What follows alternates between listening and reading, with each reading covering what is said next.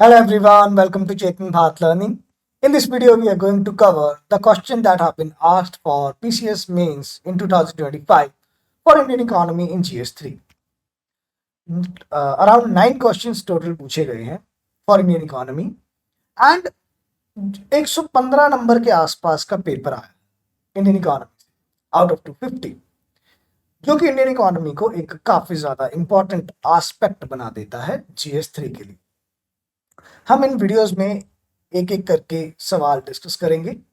तो देखते हैं क्या क्या सवाल पूछा गए थे। आज हम फर्स्ट क्वेश्चन के बारे में डिस्कस करेंगे, जो कि 100 वर्ड्स मतलब 10 मार्कर के पॉइंट ऑफ व्यू से पूछा गया। क्वेश्चन था, has the implementation of the FRBM act constrained fiscal policy in the growth and development of India? Discuss now. सबसे पहले वो आपसे ओपिनियन पूछना चाह रहे हैं कि क्या FRBM एक्ट के इम्प्लीमेंटेशन के बाद फिस्कल पॉलिसी में कुछ रुकावटें क्रिएट हुई हैं जिससे इंडिया के ग्रोथ एंड डेवलपमेंट में भी कोई रुकावट आ सकता है। And then the directive is for discuss. अब हमें इतना पता है कि जब भी डिस्कस टाइप का कुछ डायरेक्टिव दिया है तो मुझे एक डिस्कशन क्रिएट करना है इस आर्ग्यूमेंट के फेवर में। ठीक है, तो देखते हैं। इंट्रोडक्शन में हम दो तरह का इंट्रोडक्शन प्रोवाइड कर सकते थे। या तो हम थोड़ा हिस्टोरिकल एंगल से बता सकते थे, for example FRBM full form बताना हो तो fiscal responsibility and budget management act.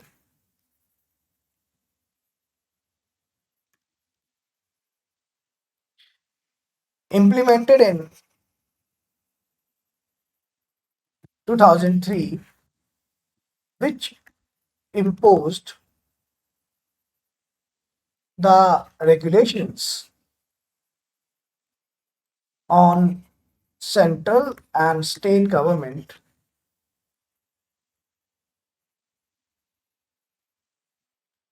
for the matters related to fiscal discipline, fiscal discipline, financial stability, financial stability, and fiscal consolidation, and fiscal consolidation। तो historical point of view से ये आपके पास एक अच्छा इंट्रोडक्शन बन जाता है। हमने ये भी बता दिया FRBM एक्ट कब आया था और ये भी बता दिया कि इसका ऑब्जेक्टिव क्या था। तो आपको फिस्कल डिसिप्लिन में रहकर फाइनेंशियल स्टेबिलिटी के साथ फिस्कल कंसोलिडेशन को अचीव करना, तो ये इसका ऑब्जेक्टिव था। तो एक ये भी स्टाइल है इंट्रोडक्शन लिखने का ऐसे क्वेश्चन के लिए। या फिर हम ये बात कर सकते हैं कि recently in the union budget 2026-27, government estimated for about 4.3% of fiscal deficit as percentage of GDP for financial year 27 for FY27। तो यहाँ एक अच्छा कंटेक्स्ट क्रिएट होता है कि हमने इसको कंटेम्परेरी पॉइंट के साथ लिंक किया है। That the union budget 26-27, in the union budget, government estimated for about 4.3% of fiscal deficit as a percentage of GDP for 27। Then हम यहाँ से पिक करते FRBM Act 2003 pointed for 3% of GDP as fiscal deficit for central government। तो इतना point बताएंगे तो और ज्यादा अच्छा लगता है इंट्रोडक्शन कि हाँ हमने इसको करंट के साथ लिंक किया। ठीक है, अब चलते बॉडी पार्ट जो एक्चुअली बोल रहा है दैट मे बी इसने कंस्ट्रेन किया है फिस्कल पॉलिसी को ग्रोथ एंड डेवलपमेंट के लिए। ठीक है, सो एक कनेक्टिंग लाइन डाल देते बीच में इंट्रोडक्शन के बाद कि yes the objectives and regulations of FRBM put some constraints on the fiscal policy. ठीक है, तो जब मैं बॉडी शुरू करता तो बॉडी में हम क्या पॉइंट बना लेते, that constraints related to FRBM acts rules for fiscal policy. तो इसमें सबसे पहले फिस्कल डेफिसिट की बात करते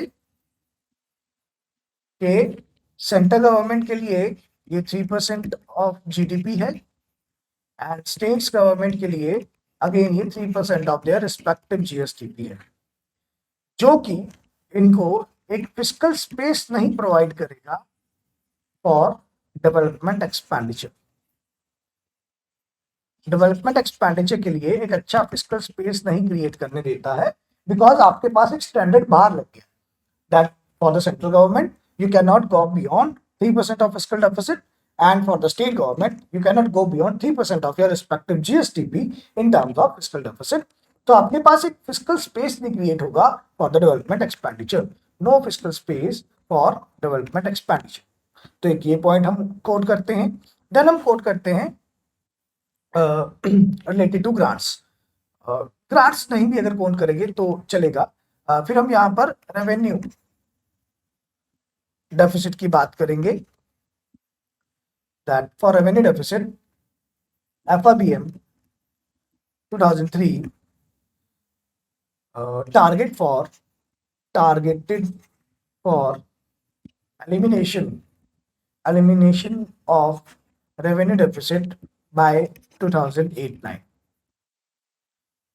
ठीक है, तो ये भी कोट करते हैं। तो आपके पास वेलफेयर स्पेंडिंग में कॉन्स्ट्रेंट्स क्रिएट होते। तो ये पॉइंट कोट करेंगे रेवेन्यू डेफिसिट को लेकर।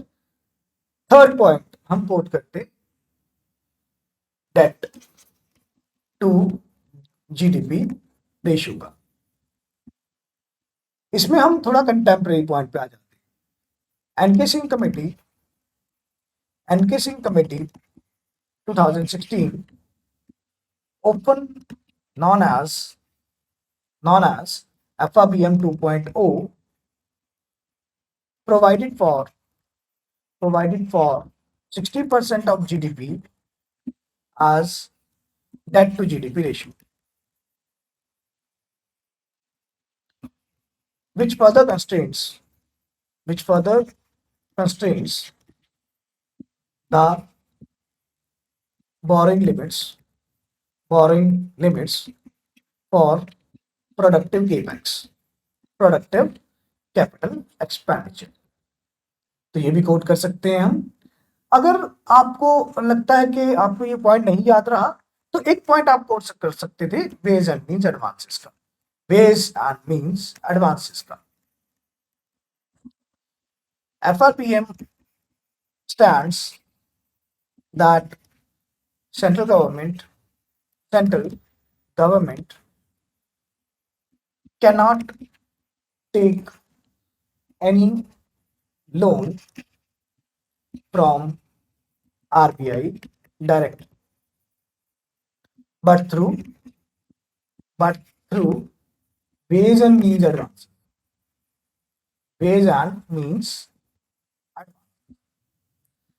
तो बोरिंग लिमिट पर भी आपके एक रोक आ जाती है। तो इन सबसे हम शो कर रहे हैं कि हाँ जी FRBM एक्ट के इम्प्लीमेंटेशन पर आपकी स्पेंडिंग लिमिट और आपकी बोरिंग लिमिट दोनों पर कोई ना कोई कंस्ट्रेंट लगे हैं। ठीक है, बट कुछ एक आधा पॉइंट हमें अब ये भी लिखना होगा कि हाँ पुश कैसे प्रोवाइड किया जाता है। ठीक है, एक आधा फेवर में भी हमें पॉइंट बताना होगा। ठीक है, लाइक उसके लिए फिर हम क्या बताते, some new aspects of FRBM 2.0। तो इसमें हम बताते हैं एस्केप क्लॉज।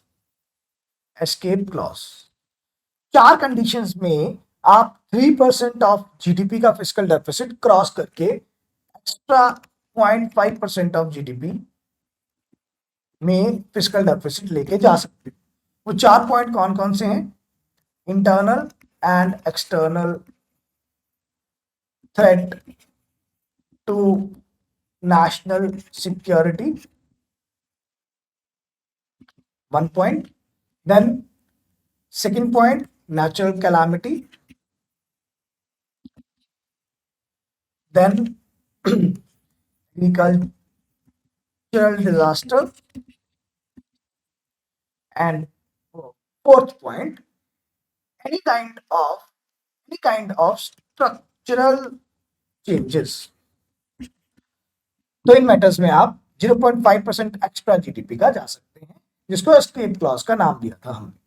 तो ये एक एक्स्ट्रा पॉइंट लिख देते कि हाँ ये फेवर में भी है कुछ ना। एंड लास्टली इन कंक्लूजन हम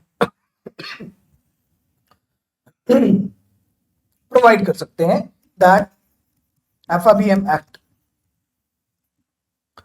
provided rules for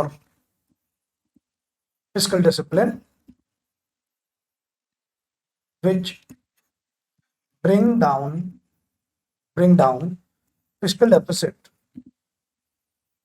deficit from 9.5% approx by the year 2020-21 to 4.4% by the year 2025-26.